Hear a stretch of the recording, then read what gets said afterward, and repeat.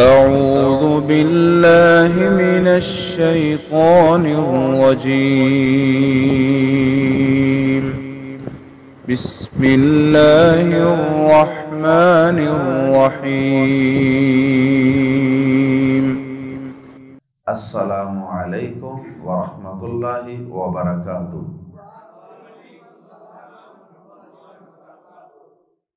سورۃ التوبہ آیت نمبر 75 سے 80۔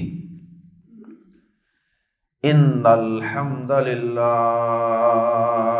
والصلاۃ والسلام علی رسول اللہ اما بعد۔ اعوذ باللہ السمیع العلیم من الشیطان الرجیم من ہمزہ ونفخہ ونفثہ۔ ومنہم من عاہد اللہ لئن آتانا من فضلہ لنصدقن ولنکونن من الصالحین۔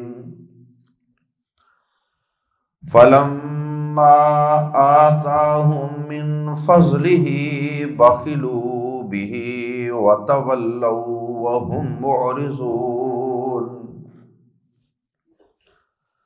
فأعقبهم نفاقا في قلوبهم إلى يوم يلقونه بما أخلفوا الله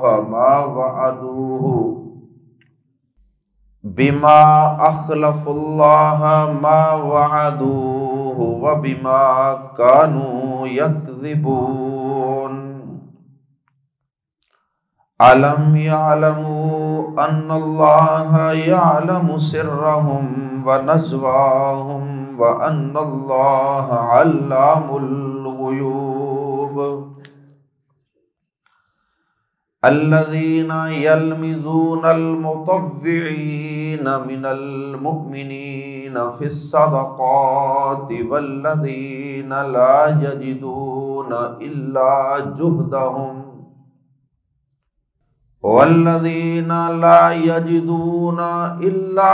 جهدهم فيسخرون منهم سخر الله منهم وَلَهُمْ عَذَابٌ أَلِيمٌ۔ اسْتَغْفِرْ لَهُمْ أَوْ لَا تَسْتَغْفِرْ لَهُمْ إِن تَسْتَغْفِرْ لَهُمْ 70 مرة فَلَن يَغْفِرَ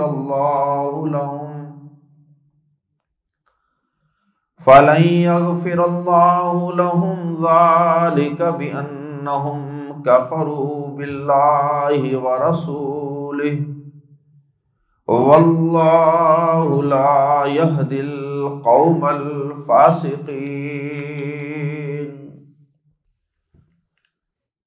مدینہ منورہ کا نبی صلی اللہ علیہ وسلم کی آمد سے پہلے نام تھا یثرب، اور یثرب کا معنی ہی مصیبتوں، آزمائشوں، پریشانیوں کا گھر۔ نبی صلی اللہ علیہ وسلم کی تشریف آوری سے پہلے مدینہ منورہ میں رہنے والے لوگوں کے معاشی حالات انتہائی ابتر تھے، اور آپ کی تشریف آوری کے بعد بھی ابتدا میں کچھ دیر تک وہاں کے باشیوں کے حالات معاشی اعتبار سے انتہائی پتلے تھے، حتیٰ کہ مسلمانوں کی بھی یہی صورتحال تھی۔ اب یہ جو منافقین تھے جن کا تذکرہ چل رہا ہے، انہوں نے ان مشکل حالات کے اندر اللہ پاک سے یہ دعائیں کی، یہ اللہ سے عہد و پیمان کیا کہ یا اللہ کسی طرح ہماری اس بستی، ہمارے اس علاقے کی تنگ دستی کو، بدحالی کو دور فرما دے۔ بہت ہی پریشان کن حالات، اور جب اللہ پاک سے انہوں نے یہ عہد و پیمان کیا کہ یا اللہ ایک دفعہ یہاں کے حالات بہتر کر دے، تو ہم تیرے رستے میں جو مال تو ہمیں عطا کرے گا نا، اس کو خرچ کرنے سے دریغ نہیں کریں گے، ہم بہت زیادہ مال تیری رضامندی کے لیے تیری راہ میں خرچ کریں گے، بہت زیادہ صدقہ و خیرات کریں گے۔ لیکن جب نبی صلی اللہ علیہ وسلم کو اللہ پاک نے جہاد کی اجازت دی تو پھر اس کے بعد کچھ آپ کی تشریف آوری سے اور مختلف غزوات اور جہاد و قتال کی وجہ سے اللہ پاک نے مسلمانوں کے بھی اور ان کے ساتھ وہاں کے رہنے والے تمام لوگوں کے حالات بہتر کر دیے۔ اللہ پاک نے مسلمانوں کے معاشی حالات بہتر کر دیے، اور اس شہر کو اللہ پاک نے آہستہ آہستہ اتنی عزت عطا فرما دی کہ یہ پورے عرب کے اندر ایک بڑا مرکزی اور بڑا اہم شہر تسلیم کیا جانے لگا، اور لوگوں کا یہاں پہ خرید و فروخت کے لیے آنا اور یہاں سے لوگوں کا مال لے کر دوسرے علاقوں کے اندر جانا، امپورٹ ایکسپورٹ کے کام شروع ہو گئے، قافلے پوری دنیا سے آنے جانے شروع ہو گئے، اور اس طرح یہاں کی معیشت بہتر ہو گئی، اور جہاد کے ذریعے سے مال غنیمت آنا شروع ہو گیا مدینہ منورہ میں۔ تو ظاہر ہے کہ جب اتنا زیادہ مال باہر سے یہاں آنے لگ گیا تو پھر یہاں کی معیشت، یہاں کی اکانومی بہتر ہو گئی۔ اب وہ جو منافق تھے، جو بظاہر مسلمان تھے، انہوں نے بھی اللہ سے وعدے کیے تھے صدقہ و خیرات کریں گے، جب ہماری کایا پلٹ جائے گی ہمارے حالات بہتر ہو جائیں گے۔ لیکن انہوں نے جب نبی صلی اللہ علیہ وسلم جب مدینہ منورہ کے حالات بہتر ہو گئے، اللہ پاک نے ان کے معاشی حالات بھی بہتر کر دیے، تو ساتھ ہی وہ اپنا ماضی بھول گئے، وہ تنگ دستی کا دور بھول گئے، اور جو اللہ سے عہد و پیمان کیے تھے ان سے مکر گئے، پھر گئے۔ اور منافق تو ہمیشہ ہی وعدہ خلافی کرتا ہے۔ نبی صلی اللہ علیہ وسلم نے منافق کی جو نشانیاں بیان کی ہیں، آیت المنافق کی ثلاث، 3 بنیادی نشانیاں ہیں منافق کی، ان میں سے ایک یہ ہے اذا وعد اخلف، جب وہ وعدہ کرتا ہے تو اس کی خلاف ورزی کرتا ہے، عہد شکنی کرتا ہے۔ کافر بھی عہد شکنی کرتے ہیں، منافق بھی وعدہ خلاف، اور بدقسمتی سے ایک مسلمان ہی بچے تھے تو وہ بھی ان کی پیروی کے اندر اب وعدے کو کوئی اہمیت نہیں دیتے الا ماشاء اللہ۔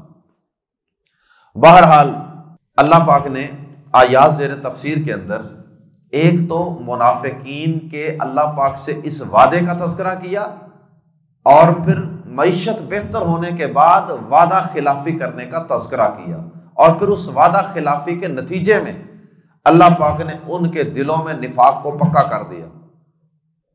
ایک تو اس بات کا تذکرہ ہے۔ اس کے بعد دوسرے نمبر پہ آیات زیر تفسیر میں تذکرہ ہے ان منافقین کا کہ جو مسلمانوں پر ہر وقت تان و تشنی کرتے رہتے، ہر وقت کیڑے نکالتے رہتے۔ ایک مثال ملاحظہ کیجئے، غزوہ تبوک کے اندر جب نبی صلی اللہ علیہ وسلم نے جہاد فنڈ کی، چندے کی اپیل کی، لاؤ بھائی مال لاؤ، جہاد پہ نکلنا ہے۔ اب مسلمانوں کے سب کے حالات تو ایک جیسے نہیں تھے، ہر صحابی اپنی اپنی ہمت طاقت کے مطابق مال لے کر آیا۔ ابو بکر صدیق رضی اللہ تعالیٰ عنہ پورا گھر لے آئے، یعنی پورے گھر کا اہم سامان۔ پورے گھر سے مراد یہ نہیں ہے کہ منجی پیڑھی بھی اٹھا کے لے آئے، سارا سامان لانے کا مطلب ہے کہ ٹوٹل جتنا بھی بینک بیلنس تھا اس دور میں، ان کے گھر میں سونا تھا، چاندی، پیسہ، مال، دولت، عام استعمال کی گھر میں چیزیں وہ تو موجود ہی تھی۔ تو بہرحال جو اپنے پاس وسائل تھے وہ سارے کے سارے لا کے دربار رسالت میں پیش کر دیے۔ عمر فاروق رضی اللہ تعالیٰ نے آدھا مال جتنا ٹوٹل تھا اس کو آدھا کیا، آدھا گھر میں رکھ دیا اور آدھا لے آئے۔ عبد الرحمن بن عوف رضی اللہ تعالیٰ عنہ بہت امیر آدمی تھے، بہت زیادہ چاندی خرچ کی اللہ کی راہ میں۔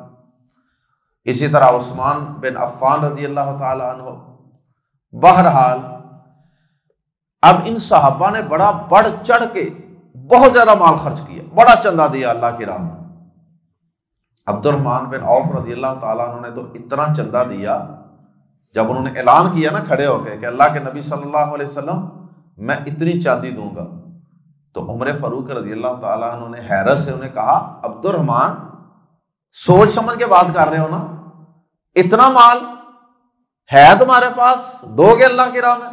انہوں نے کہا جی ہاں عبد الرحمن سوچ سمجھ کے بات کر رہا ہوں۔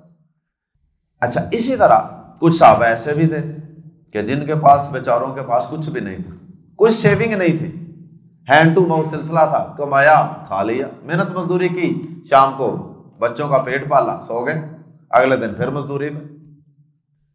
تو ان کے پاس مال تو نہیں تھا لیکن جذبہ ایمان تو ہے تھا نا، خرچ کرنے کا جذبہ بہرحال تھا۔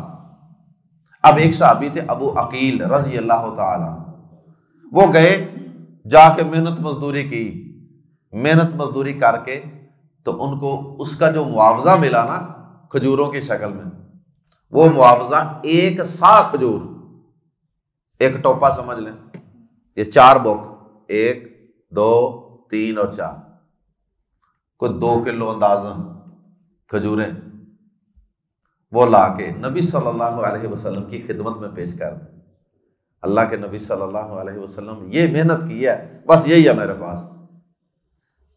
نبی صلی اللہ علیہ وسلم نے بھی حوصلہ شکنی نہیں فرمائی، آپ نے بڑی قدر کی، آپ نے ان کھجوروں کو اتنی اہمیت دی کہ وہ جتنا ڈھیر لگا ہوا تھا غلے کا، آپ نے ان سب کے اوپر ان کھجوروں کو بکھیر دیا، کیونکہ ان کھجوروں کے اندر اخلاص بڑا تھا، محنت مزدوری کر کے اپنے ہاتھ سے اللہ کی راہ میں، اور ہے بھی کچھ نہیں پاس، اور اپنی بھی ضرورت ہے گھر میں، اللہ اکبر۔ اب یہ منافع کیا کرتے؟ جنہوں نے زیادہ مال خرچ کیا ان کے متعلق کہنے لگ گئے ریاکار، دکھلاوا کر رہے ہیں، شو مار رہے ہیں، نمبر ٹانگ رہے ہیں، نعوذ باللہ من ذالک۔ اور جن صحابہ کرام نے اس طرح تھوڑا تھوڑا محنت مزدوری کر کے مال پیش کیا تھا اللہ کی راہ میں، ان کا بھی مذاق اڑاتے، انہیں کہتے لو یہ تیریاں کھجوراں نال روم فتح ہونا ہے، ہاں جی یہ تیریاں کھجوراں انیاں کو نال روم فتح ہو جانا، کیا بات ہے۔ اللہ تعالیٰ محفوظ فرمائے۔ تو جن لوگوں نے کیڑے نکالنے ہوتے ہیں نا، اعتراض کرنے ہوتے ہیں، وہ کسی کو بھی نہیں بخشتے۔ جنہوں نے بہت زیادہ خرچ کیا ان پہ اور طرح کا اعتراض، جنہوں نے تھوڑا خرچ کیا ان پہ اور طرح کا اعتراض، کرنا ہر حال میں اعتراض ہی ہے، نیگیٹو تھنکنگ۔ اللہ اکبر۔ اللہ پاک نے ان منافقین کی اس طعنہ زنی کا تذکرہ کیا، حالانکہ ہم نے کسی کے دل کو چیر کے تو نہیں دیکھا نا کہ کوئی ریاکاری کی نیت سے مال پیش کر رہا ہے یا اعلانیہ اس لیے پیش کر رہا ہے کہ دوسروں کو بھی ترغیب ہو۔ اور ویسے بھی نبی پاک صلی اللہ علیہ وسلم نے یہ چندہ اعلانیہ مانگا تھا، سب میں بیٹھ کے کہ ہاں لائے بھائی پیش کرو، کون کتنا لائے گا؟ تو ظاہر ہے کہ وہاں اعلانیہ کھڑے ہو کے اعلان کرنا تھا سب کے سامنے۔ اور جنہوں نے تھوڑا خرچ کیا اللہ پاک ان کے مال کی کوانٹٹی مقدار کو نہیں دیکھتا، اللہ پاک تو دلوں کی حالت اور کیفیت اور تقوی کو دیکھتا ہے۔ اللہ اکبر۔ اور تیسری اور آخری بات جو آیات زیر تفسیر میں بیان کی گئی ہے وہ یہ ہے کہ نبی صلی اللہ علیہ وسلم کو اللہ پاک نے منع کر دیا کہ ان کی اسلام دشمنی حد سے بڑھ گئی ہے۔ آپ چونکہ منافقین کے متعلق بھی نرم گوشہ رکھتے تھے کہ شاید یہ سدھر جائیں، کلمہ تو پڑھ رہے ہیں، شاید ان کی اندر کی بھی اصلاح ہو جائے، تو آپ ان کے لیے استغفار کی دعا بھی کرتے تھے۔ نبی صلی اللہ علیہ وسلم کو اللہ پاک نے منع کر دیا کہ اب آپ نے ان منافقوں کے لیے استغفار کی دعا نہیں کرنی۔ عبداللہ بن ابی جو منافقوں کا سردار تھا وہ فوت ہونے لگا، ان کا بیٹا آ گیا۔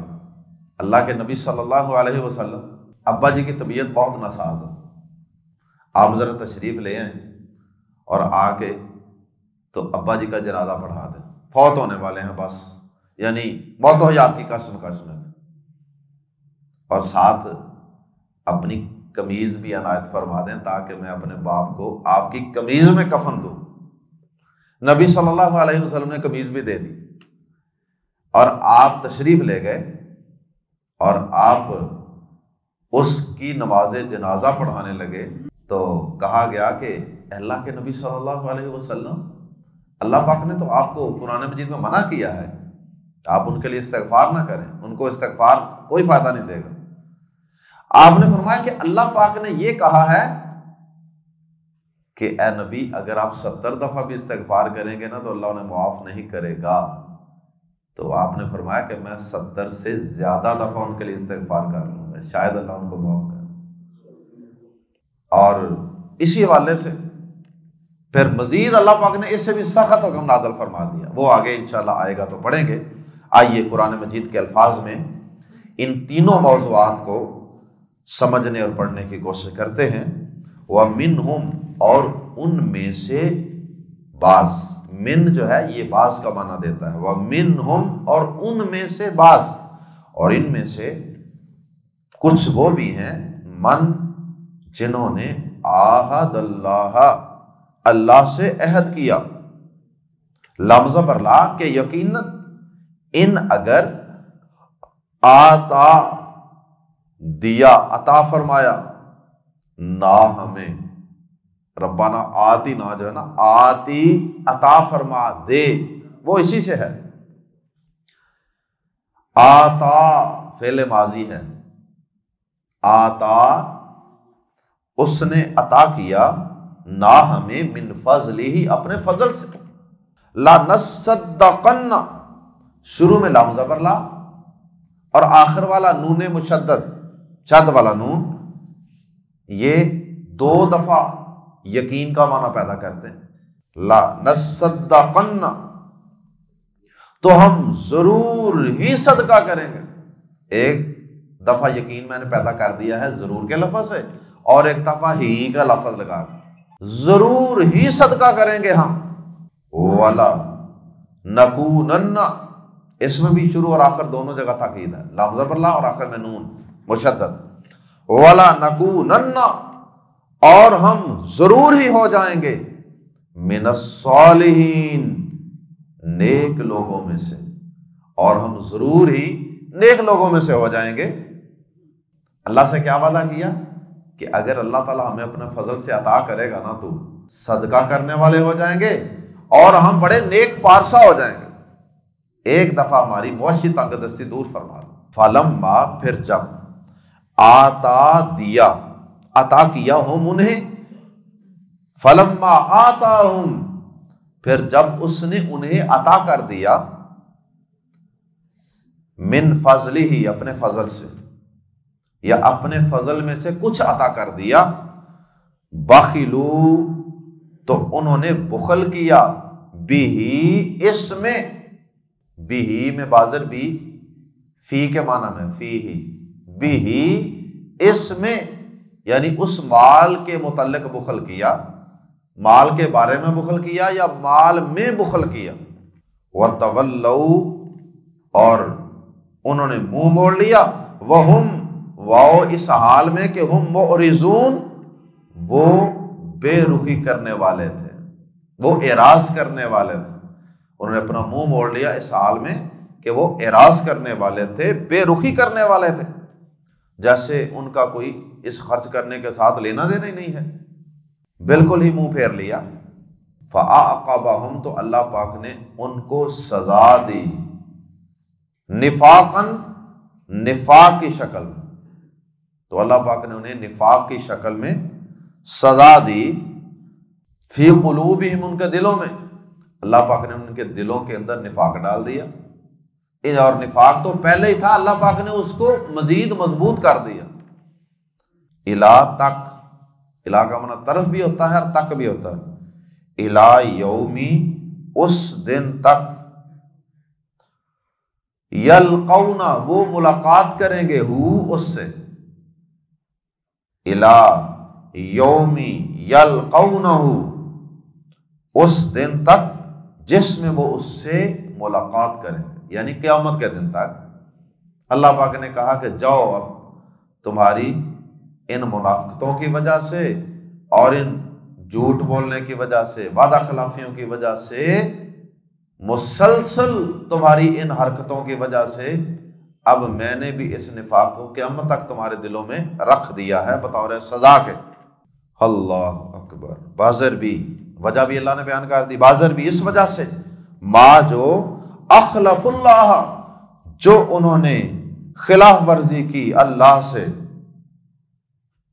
ما وعدوہ، جو انہوں نے وعدہ کیا تھا اس سے، جو انہوں نے اللہ سے وعدہ کیا تھا اس وعدے میں انہوں نے اللہ سے وعدہ خلافی کی۔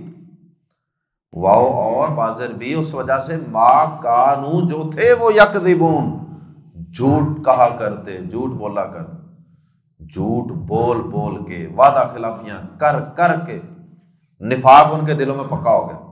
تو یہ ان کا اپنا ہی کیا درا تھا۔ علم یعلمو، علم کیا نہیں، یعلمو، انہوں نے جانا، ان اللہ، کہ بے شک اللہ، یعلمو، جانتا ہے، سرہم، ان کا راز، ان کے سیکرٹس کو اللہ پاک جانتا ہے۔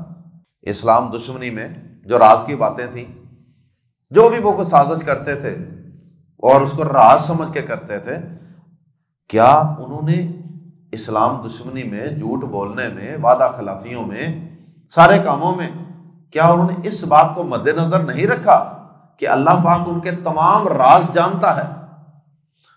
وَنَجْوَاهُمْ، اور اللہ پاک ان کی سرگوشی بھی جانتا ہے۔ سرگوشی ہوتی ہے قریب قریب ہو کے کہ ایک دوسرے سے باتیں کرنا کہ کوئی اور نہ سن لے، پرائیویٹ کنورسیشن، اور اللہ پاک ان کا راز اور ان کی سرگوشی کو بھی جانتا ہے۔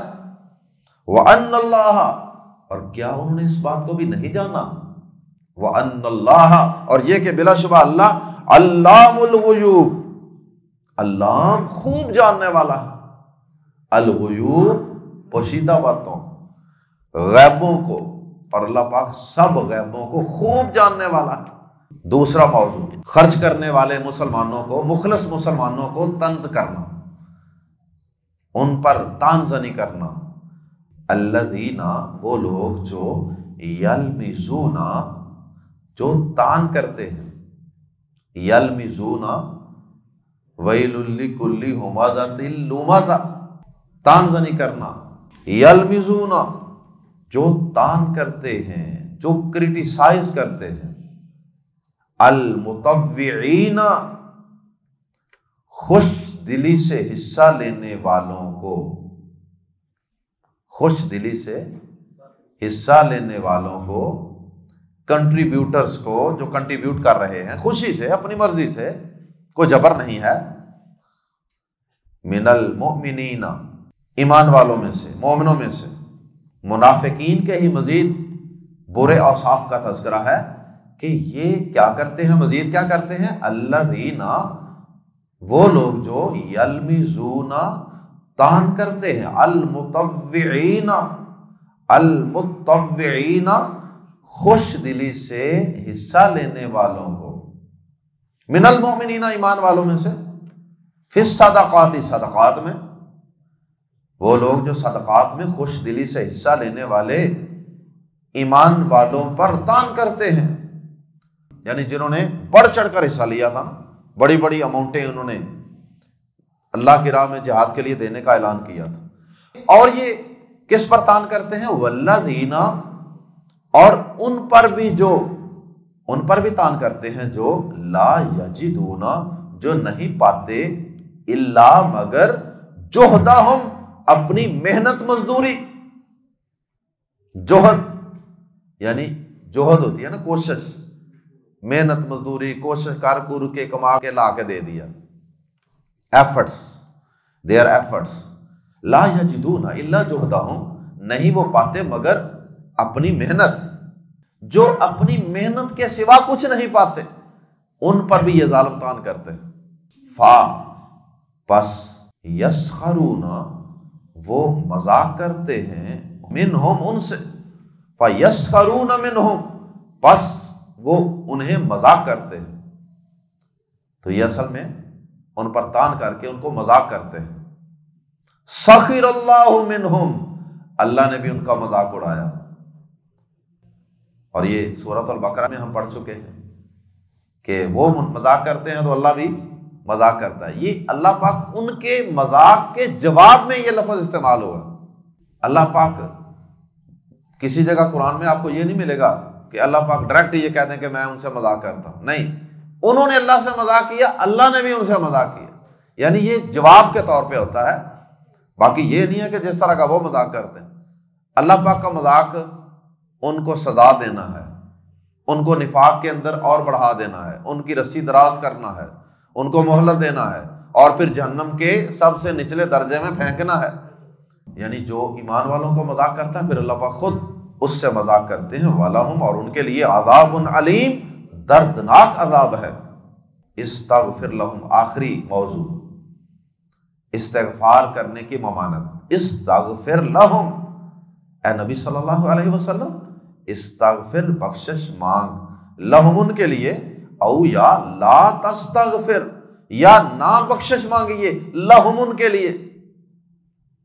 بظاہر یہ استغفر فعل امر ہے، لیکن یہ خبر کے انداز میں ہے، یعنی اللہ کو حکم نہیں دے رہے کہ بخشش مانگیں، بلکہ اللہ پاک یہ خبر کے معنی میں بتا رہے ہیں کہ آپ ان کے لیے استغفار کیجئے یا استغفار نہ کیجئے، برابر ہے۔ برابر کا لفظ موجود تو نہیں ہے لیکن مراد یہی ہے۔ ان تستغفر، اگر آپ بخشش مانگیں گے، لہم ان کے لیے، 70 مرتن، بار 70 مرتبہ، 70 مرہ، 70 مرتبہ، فلن، بس ہرگز نہیں، یغفر اللہ، معاف کرے گا اللہ، لہم انہیں۔ تو آپ نے فرمایا کہ اللہ 70 پر معاف نہیں نہ کرے گا، میں 70 سے زیادہ کر لیتا ہوں، شاید اللہ ان کو معاف کر دے۔ یہ کس وجہ سے ہے کہ آپ کو ان کے لیے استغفار کرنے کی اجازت نہیں ہے؟ جن منافقین کا نبی صلی اللہ علیہ وسلم کو اللہ نے بتا دیا تھا نا، یہ ان کے متعلق، یا جو اعلانیہ سازشیں شرارتیں کرتے رہے مسلمانوں کے خلاف، جس کے دل کے اندر نفاق ہے لیکن وہ ظاہر نہیں ہو سکا، اس کی تو ظاہر ہے کہ استغفار کی دعا کریں گے۔ ذالک، یہ بازر بھی اس وجہ سے ہے، انہم، کہ بے شک انہوں نے، کفروا، کفر کیا تھا، باللہ، اللہ کا، ورسولہ، اور اس کے رسول کا، بے شک یہ اس لیے کہ انہوں نے اللہ اور اس کے رسول کے ساتھ کفر کیا، ان کے دلوں میں تو کفر ہی تھا نا۔ واللہ، اور اللہ، لا یہدی القوم الفاسقین، اللہ ایسے نافرمان لوگوں کو، ایسے فاسق نافرمان لوگوں کو ہدایت نہیں دیا کرتا۔ اللہ ان کو ہدایت دیتا ہے جو اللہ کی اطاعت و فرما برداری کرنے کی کوشش کرتے ہیں، اگرچہ اس کوشش کے اندر کچھ کمزوری بھی رہ جائے لیکن کوشش وہ کرتے ہیں۔ اللہ ہم سب کو ہر قسم کے نفاق سے اور منافقوں کے برے اور گندے اوصاف سے محفوظ فرمائے۔ سبحانک اللہم و بحمدک، اشہد ان لا الہ الا انت، استغفرک و اتوب الیک۔